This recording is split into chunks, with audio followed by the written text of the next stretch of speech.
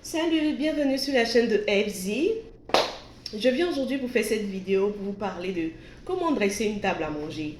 C'est vrai que précédemment, j'avais fait déjà une vidéo sur comment dresser une table à manger. Mais là, je viens avec un nouveau design et un bonus de comment se tenir à table. Donc voilà, aujourd'hui, c'est un plat, pour un plat traditionnel. Nous avons un bol, un plat et le sous-couvert qui est comme une décoration qui va tenir nos plats. Pour vos sauces, vos plats comme le riz, le couscous, bon, quand je dis couscous, le couscous marocain, la tiéké ou qui est accompagné de soupe, vous allez mettre votre soupe dans ce bol. Donc la table sera dressée ainsi.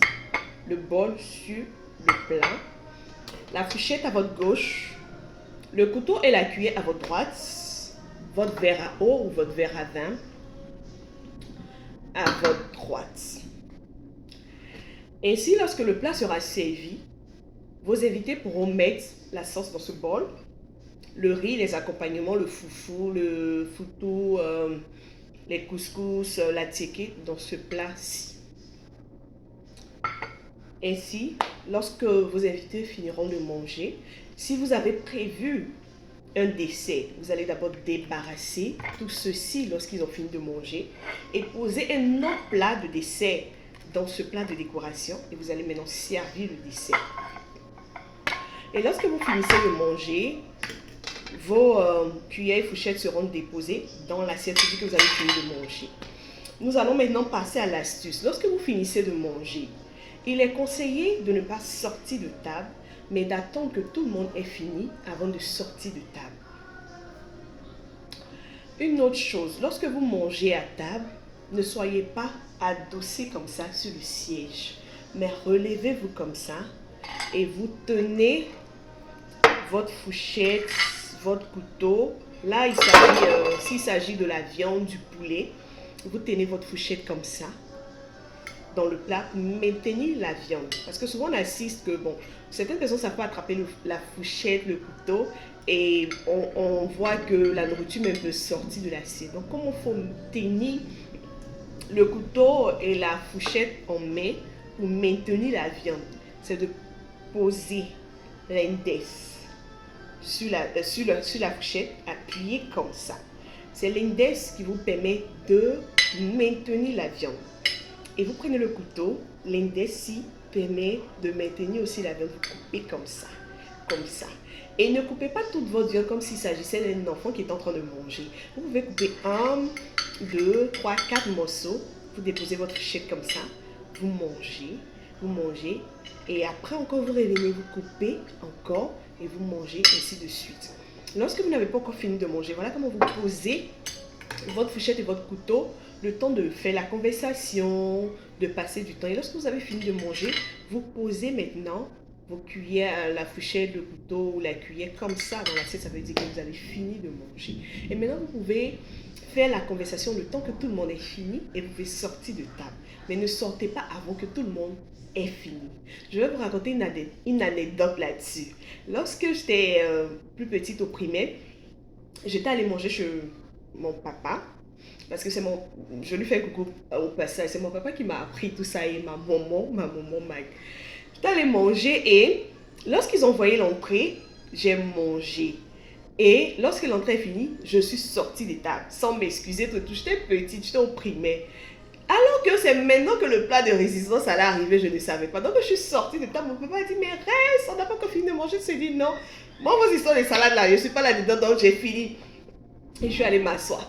Et lorsque la nourriture a arrivé, ça sentait tellement bon, c'était ma nourriture préférée qui était les fruits de pommes de terre. Waouh, j'ai tellement regretté. C'est pour vous dire que ne sortez pas de table avant les personnes qui vous reçoivent. Parce que c'est eux qui vous ont invité, ils savent ce qu'ils vous ont préparé, ils savent ce qu'ils vous reçoivent et ils vous réservent. Donc, ne sortez pas de table avant ceux qui vous ont invité. Ne sortez pas de table avant que tout le monde ait fini. Si vous devez sortir peut-être pour répondre au téléphone ou une urgence, excusez-vous avant. Excusez-moi, je peux sortir de table pour quelques minutes ou excusez-moi, j'ai fini, je peux sortir de table. Mais ne sortez pas de table comme ça. Ça ne présente pas bien. Aussi, lorsque vous arrivez à une invitation, que ce soit un restaurant, que ce soit à la maison de quelqu'un, votre sac à main, ne déposez pas votre sac à main sur la table à manger. Déposez votre sac à main sur la chaise d'à côté qui est vide, ou vous pouvez déposer quelque part d'autre où on vous présente. Mais ne déposez pas sur la table à manger. Aussi, ne restez pas au téléphone pendant que vous êtes à table. Ça ne présente pas bien. Il faut maintenir la conversation. Donc, ça ne fait pas bien que vous soyez à table et que vous soyez sur votre téléphone tout. Donc, mettez votre téléphone sur silence et dans le sac. Aussi, lorsque vous parlez à quelqu'un pendant que vous êtes à table, regardez la personne dans les yeux. C'est vrai que nous, Africains, on n'a pas cette habitude. C'est un peu gênant de regarder une personne adulte ou une autre personne dans les yeux. Mais c'est important. Ça te donne on dit de te sentir confiante, d'être confidente. So, quand tu parles à quelqu'un, regarde la personne dans les yeux et tu fais la conversation. Aussi, lorsque tu manges, ton assiette ne doit pas faire de bruit. On ne doit pas entendre le bruit comme ça. Pendant que tu manges, il doit y avoir une silence. Lorsque tu manges, c'est comme ça. On ne doit pas entendre le bruit de l'assiette. Non. Donc, c'est ce que j'avais à partager avec vous aujourd'hui.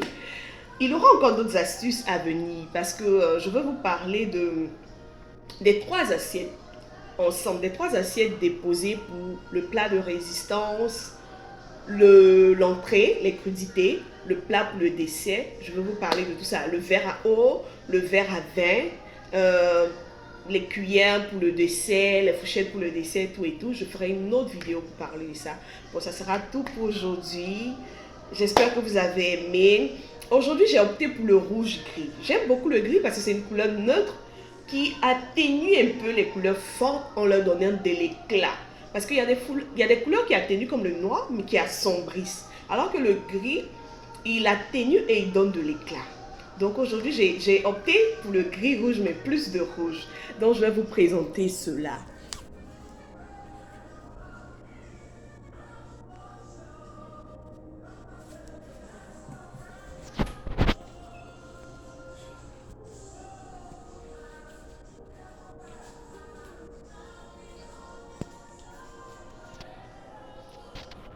Voilà la décoration du jour. Le rouge-gris. J'ai choisi des fleurs blanches. Yeah. Et voilà ce que je voulais vous dire. Au cas où vous décidez de faire dresser cette table pour un dîner en amoureux, pour la Saint-Valentin, vous pourriez ajouter des fleurs. Même si ce n'est pas la Saint-Valentin, vous pourriez ajouter des fleurs pour un dîner en couple. Vous pourriez ajouter des fleurs comme ça pour faire beau, pour faire romantique. Et aussi, vous pourriez ajouter des petites bougies comme ceci, comme cela, ou même des grands chandeliers. Mais si vous décidez d'ajouter des grands chandeliers, vous allez alors enlever ces fleurs-ci pour ne pas que ça fasse trop à table. Et aussi, ce que j'ai oublié de vous dire,